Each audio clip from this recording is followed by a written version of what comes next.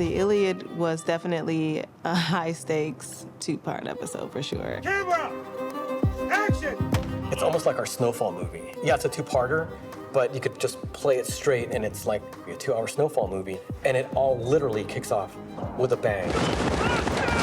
And then the madness begins. The stakes are really, really high. I will say it was the most fun I've had on this show. Sergio is such an amazing actor, but he's also just really funny. He can make you laugh without even doing anything. He kept making me laugh in the scene where we're tied up, right? And I'm supposed to be serious, and they must have only had one version, because I was laughing so much. He kept saying, "Cuál feria?" But he would do it, and he'd be like, "Cuál feria?" And then every time it would make me laugh. ¿Cuál feria? I had a great time with Franklin. Every time we work together, I teach him a lot of fruit words. He loved manzana, naranja, and he's improving his Spanish, yeah. For this. Right. Bang!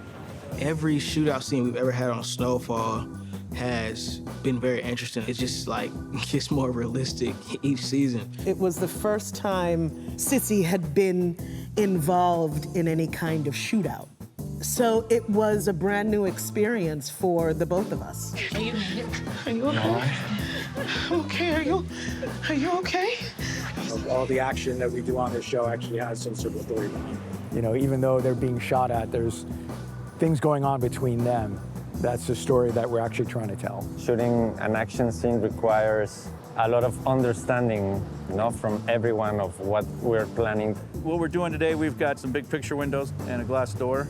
So what we do is we put charges on those and actually break the tempered glass. Everything's plastic or soft as possible. So if anything does fly astray, it's not gonna actually cause damage. Cork is one of the ones that we use a lot of, which we'll be doing here in the planters, some peat moss over the top of it, you know, newspaper, whatever we can get away with that gives us some action. Plus we have, you know, basically paintball guns. We have small capsules that are filled with dust and zirconium, which causes a spark. All those piled on top of each other and people interacting with it gives us an effect. With bullets flying and glass shattering, there was a lot of communication.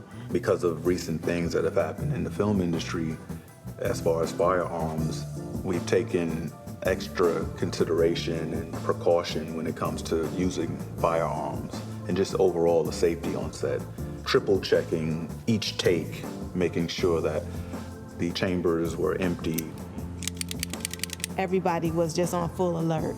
It helped to make us feel more safe than we already had been in past seasons, and made me really proud to be a part of a set where everybody's safety is paramount.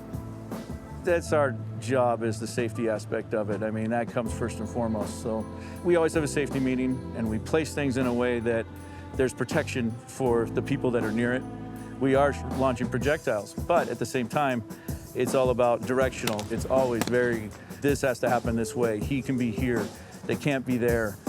That's just how we run it. All right, cut. We obviously needed a pretty good cliffhanger at the end of part one. And I believe it was Walter who first he said, what about a lion? And then ended up being a tiger. We just thought, oh my God, what if this was some like deranged zookeeper who managed to somehow keep hold of a big cat. So the guys go in to use a phone and they get knocked out and they wake up in a tiger cage. Also, wake the fuck up! There's a tiger in here, man! What? There's a lot of things that have changed in recent times about working with animals and live animals.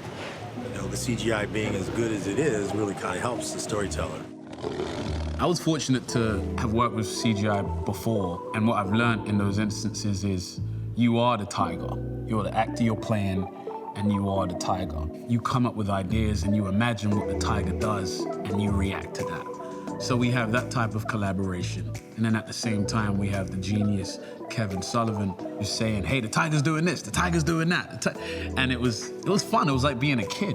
The most of the time, this is our job, to imagine things that are not happening. So he wasn't there, but he was there. We had Alex Lemone, who's one of the producers in the show, running on the streets, making the tiger. So for me, Alex Lemone is the tiger. When I was looking at him, I thought, okay, can you also? The CGI tiger is the biggest challenge for me this season because this is the first time we've dealt with something like this on the show. So we've been through several processes. It's like they have to go through all their stages.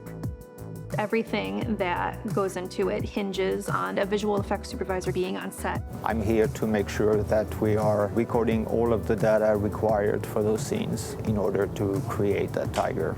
Having a full-blown photoreal tiger interacting with human being and sometimes literally physically interacting with them is something that people would expect in a feature, but not necessarily in a TV show. I think it's a wonderful opportunity to show that network television is able and willing to push the envelope.